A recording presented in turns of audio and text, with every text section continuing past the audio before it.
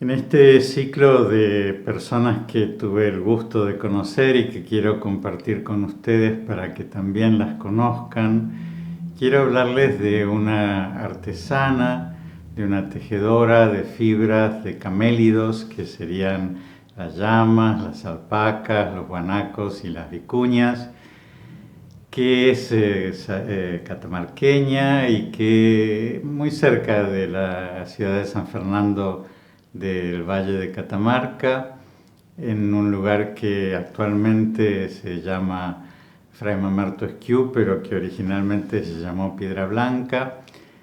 Es donde ella tiene su taller, donde cuenta su historia, que es muy linda, y donde nos muestra sus prendas, que son extraordinarias, tanto que la llaman el hada del telar, porque verdaderamente logra unas prendas que tienen una calidad como si fuera de una seda, aun cuando quizás en el roce son más toscas por el tipo de fibra, pero uno las mira al trasluz y es como si fueran algo semitransparente, que curiosamente abriga mucho, porque piensen que estos camélidos habitan en las alturas andinas y están a partir de las...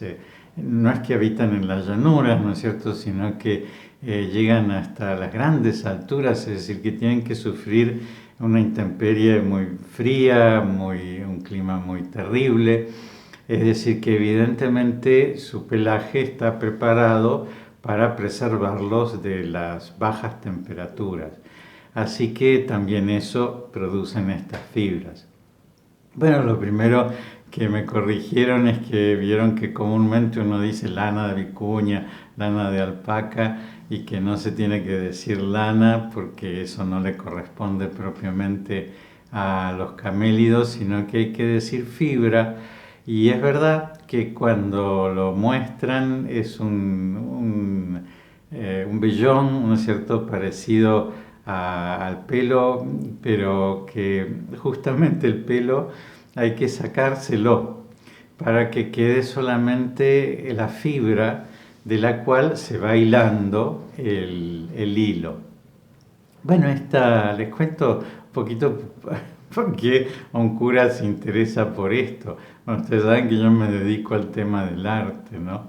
Y siempre me pareció que el arte algunas veces uno le pone una A mayúscula y entonces lo mete en un museo, lo mete en un teatro, lo aleja un poquito de la vida cotidiana, ¿no?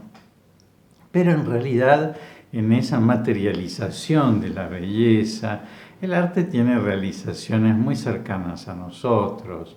Y es curioso como pueblos muy sencillos que cubrían sus necesidades primarias, ya sabían ponerle, por ejemplo, a una tela una guarda, o sabían decorar una vasija. Es decir, que encontraban que lo estético no era algo solamente ornamental, secundario, decorativo, sino que era parte de lo necesario, de lo que, así como Dios, ¿no es cierto?, ha llenado la naturaleza de cosas hermosas, ¿no?, que quizás no tienen una finalidad práctica o necesaria, y sin embargo tienen la que cubrir esa necesidad de belleza que tenemos todos los hombres. Entonces, como hace 30 años, yo colaboraba con una mujer muy inteligente, Marta Gallardo, que fundó una editorial que se llama El Elefante Blanco, y que entre todos los intereses que tenía ella, quería contar cosas de la Argentina profunda, muchas veces vistas a través de los diarios de los viajeros que estuvieron por nuestra patria, contando qué extraordinarias eran las cosas que se encontraban estos hombres europeos, acostumbrados a una sociedad que quizás estaba más avanzada que la nuestra en algunos aspectos y ya industrializada, pero que se asombraban de esas cosas autóctonas que encontraban en nuestra patria. Bueno, y justamente me tocó en ese momento, lamentablemente no recuerdo cuál era el texto. Un viajero inglés que había venido a Catamarca y que había observado que aquí se hacían unas mantas muy interesantes, que esas mantas tenían una extraordinaria calidad y que además tenían unas decoraciones muy extraordinarias, porque saben que quizás la decoración geométrica, como nosotros decimos la guardapampa, ¿no es cierto?, que son tan comunes, ¿no es cierto?, entre los pueblos indígenas, son de alguna manera decoraciones bastante elementales y primitivas, pero ya cuando esa guarda se convierte en algo que tiene más movimiento, o que tiene flores, o que hace círculos, y que eso no es tan sencillo de realizarlo en el telar, que es un entramado de cuadraditos, ¿no es cierto? Y entonces no es tan sencillo hacer movimientos en ese entramado. Ya nos muestra que hay como una concepción de la belleza más compleja. Bueno, y eso es lo que él le llamaba la atención de acá, tanto que había hecho dibujos de los patrones que había encontrado en Catamarca. A mí siempre me quedó en el corazón las ganas de conocer eso, y bueno, cuando viajé a Catamarca tuve la oportunidad de visitar dos cosas muy interesantes. La fábrica de alfombras, de la que ya les voy a hablar en otro video, pero que vale realmente la pena conocerla, y también este taller de esta tejedora, Guillermina Zárate, que es una dulzura, porque fíjense ustedes que ahora tiene un poquito más de 70 años, pero hace 2 años acaba de recibirse de bachiller en el colegio, porque ella cuenta que de chiquita eran varios hermanos, estaban al cuidado de sus abuelos, y su abuelo decía que la mujer no tenía que estudiar, que la mujer tenía que dedicarse a las cosas de la casa, y que entonces el varón que estudiara.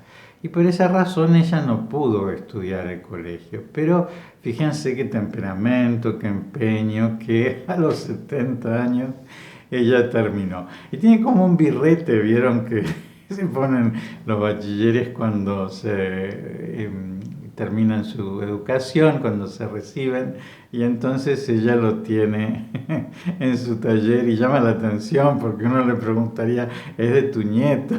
Pero no, es de ella, que se ve en eso su gran empeño. Bueno, ella cuenta que de chica acompañaba a su abuelo a recoger las verduras en la huerta, y que también recogía el algodón. Y que entonces empezó a hilar algodón, pero que ella veía que unas vecinas suyas hilaban vicuña, y les parecía algo muy fino y le llamaba la atención. Entonces, chiquita, cuando tendría 10 años, fue a estas vecinas y les dijo si no le permitían, si no le daban un uso, vieron esos palitos en los cuales se va preparando el hilo, para que ella pudiera hacerlo. Entonces le dijeron, no, vos sos muy chiquita. Ella insistió y le mostró que ya ella hilaba en algodón, y estas vecinas dijeron, bueno, parece bastante prolija. Entonces le dieron 2 pequeños usos y un vellón de fibra de vicuña. Y entonces ella los hiló, y parece que los hiló tan bien que cuando se los llevó para que le dijeran si estaba bien o mal, estas vecinas le dijeron, mira, están muy bien hilados, y se lo pagaron. Y fue el primer dinero que ella tuvo, y que eso le llamó la atención, ¿no? Que ella a los 10 años pudiera hacer algo, que le diera un dinero, y que con ese dinero ella pudiera hacer cosas y ayudar a su familia y comprar una cosa que fuera necesaria. Y entonces a partir de ese momento se puso a hilar primero como una trabajadora de estas vecinas, pero después ya estas vecinas le enseñaron cómo utilizar el telar, ya empezó a tener su telar propio. Y entonces, en un momento ya se dedicó ella a esto.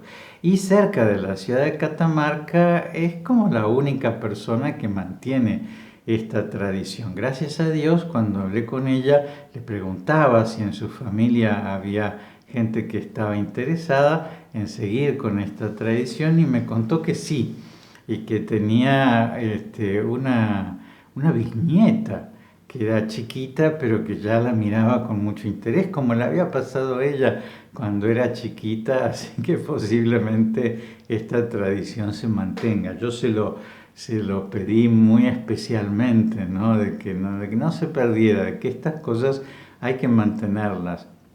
Porque claro, con las cosas chinas, evidentemente cuando uno va a comprar algo que una hilandera o una tejedora trabajó 6 meses en prepararlo, un poncho por ejemplo, bueno, claro, eso sale una fortuna, pero también hay que pagarle 6 meses de sueldo a esa persona. En cambio, cuando uno va a comprar una cosa que está hecha de modo industrial, quizás se asemeja en algunos aspectos externos y es infinitamente más barata porque lo hace una máquina quizás en una hora.